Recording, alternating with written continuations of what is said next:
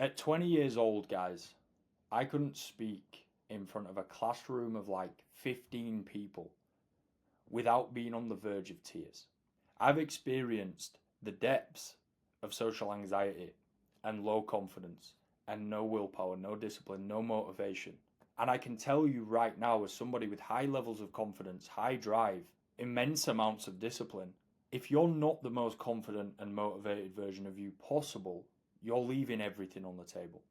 You have no idea how good life can actually feel. And the real problem with not being motivated and not being confident isn't just how you feel in the moment on your day to day, which is obviously something that you don't want to experience and you want to fix. But the real problem is the person you're becoming and you're turning into, the person you're missing out on being, the life you're going to end up having because you don't back yourself.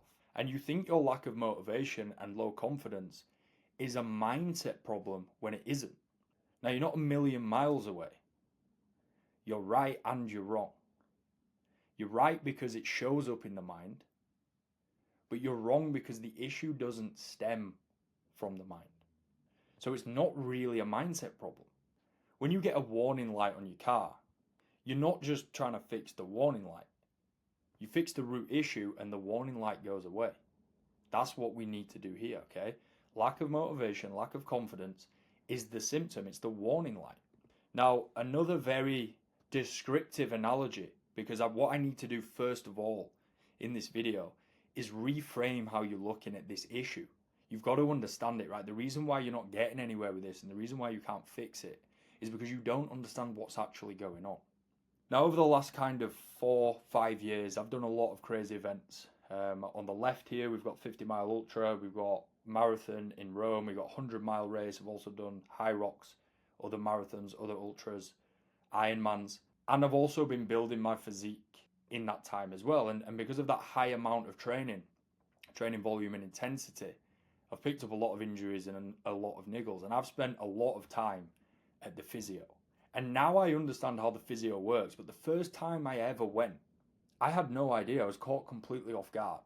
I went with lower back pain when I was training for this. Now in my head, I'm going, okay, I've got lower back pain.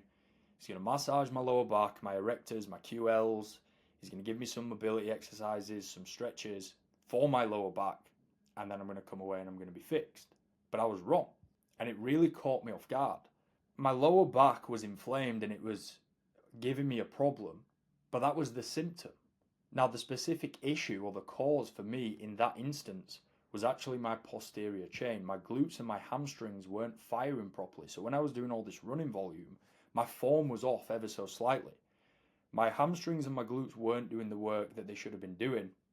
So my lower back took over, but it hasn't got the capacity to do that work, which is why the lower back then became an issue. So he gave me basically a load of rehab and prehab drills to do outside of training and also before and after training sessions to get my glutes and hamstrings firing so that when I went and ran, it would basically recorrect itself, and it did. So again, you've got to get in this lens before we actually dive into how to fix this. What you're feeling right now isn't the real problem. Now, let's do a little thought experiment here. 4 guys, McGregor, 50 Cent, Goggins, Ronaldo, all goats in their own right. Messi is better than Ronaldo. I just want to clear that up right now. I had to go Ronaldo over Messi for this specific example, right? All of these guys are known for confidence in different ways, and they're known for being very, very driven in what they do. Do you think it's a coincidence that these guys look the way they do and they operate the way they do? Because confidence is evidence-based. If you look in the mirror and you see all this excess body fat and love handles and man tits and you just look sloppy, it's not just that you don't like what you see, it's what that represents about what's going on internally. The evidence you see, because it's still evidence, is evidence that I'm not in control. Motivation comes from momentum. You only really feel motivated when things are going your way. There are instances where things can be really bad and you're very motivated to get out of it, but typically it only really comes around when things are going well. It's fleeting. You can't rely on motivation. Let's just analyze this, right? Why do you want to be motivated? Because when you're motivated, you get things done. That's why you want to be motivated all the time, because when you're motivated, work's easy, turning up to gym's easy, everything's easier. So what you want is just to execute regardless. That's what you want. But motivation itself is unreliable. But you want the thing it gives you, which is just execution. Discipline gives you execution. Now, motivation's an added bonus on top of discipline, and you'll go through periods with motivation, right? I'm very motivated at the minute. Before Christmas, I wasn't very motivated, but luckily I'm a disciplined person. That's my standard. I got everything done that I needed to get done. So you want to be disciplined, and then you want to welcome motivation as an added bonus. But this is not a coincidence, guys. The reason why these guys are known for their confidence and known for being highly driven is because of how they look. And again, it's not just the physique.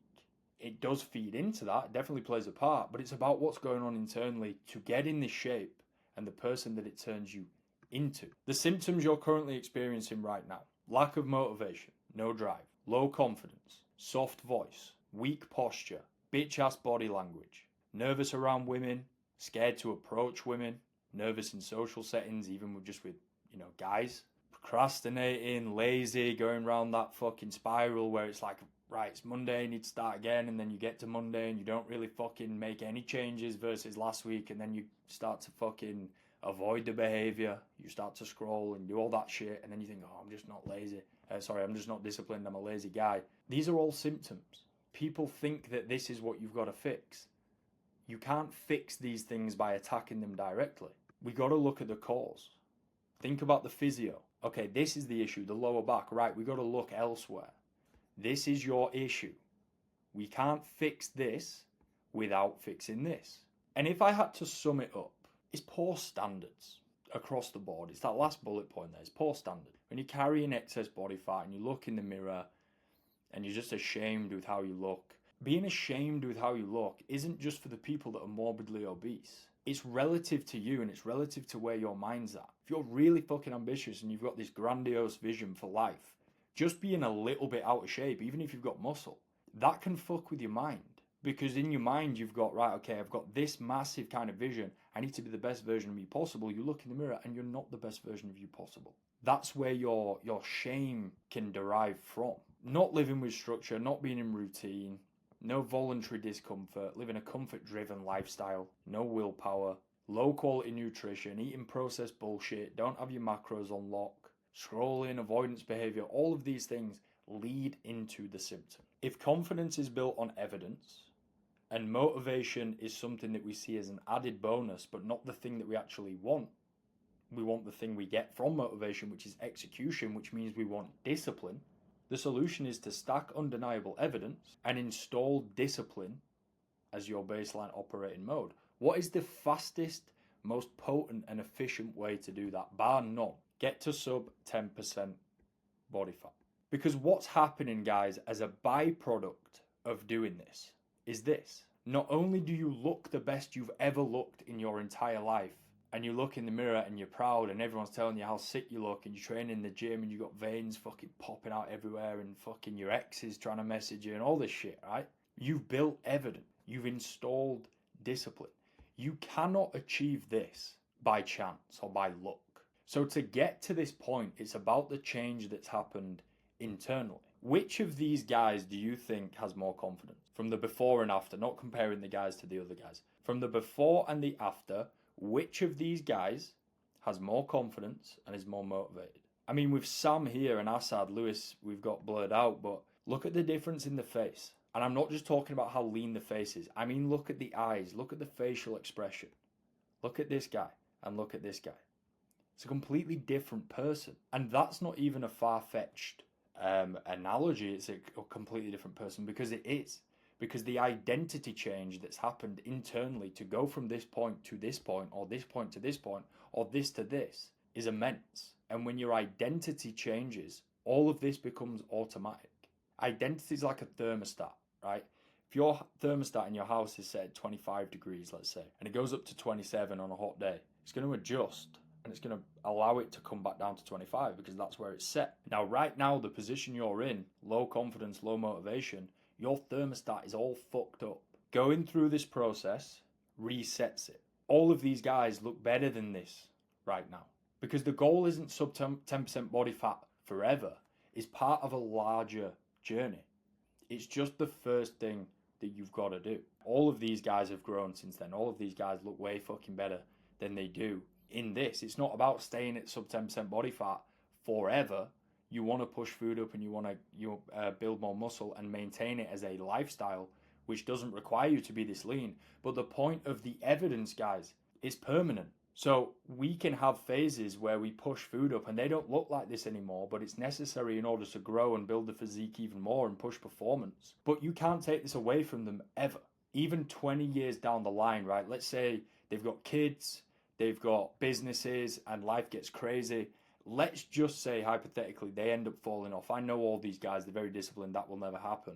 Let's just say they did. You can't take this away from them. It's evidence. Okay, yeah, I've fallen off a little bit now, but I know I'm that guy.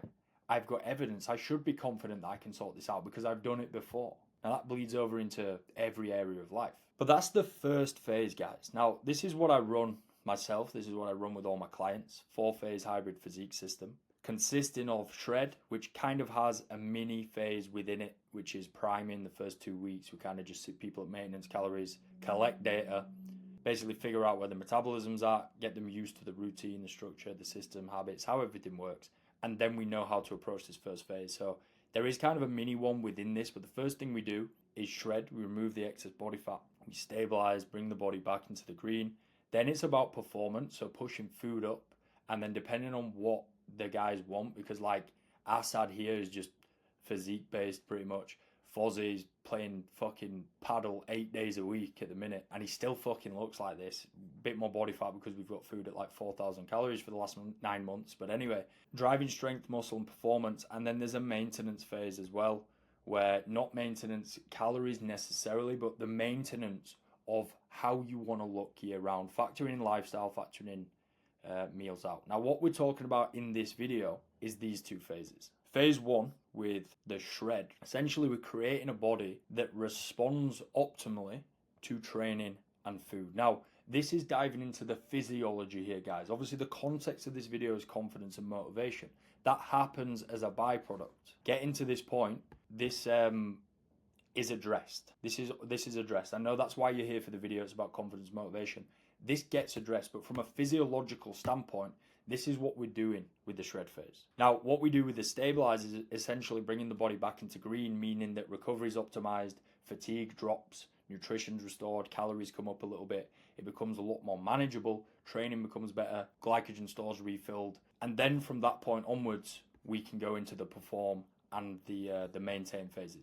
Now, in order for them to do that with ease, we've got to have the process nailed down. So obviously that's training, it's nutrition, but it's habits, it's routine, it's structure, and it's about identity installation, which happens as a byproduct and intentionally alongside this. It's both direct and indirect, okay? Because what you want is this: gain the evidence, install discipline.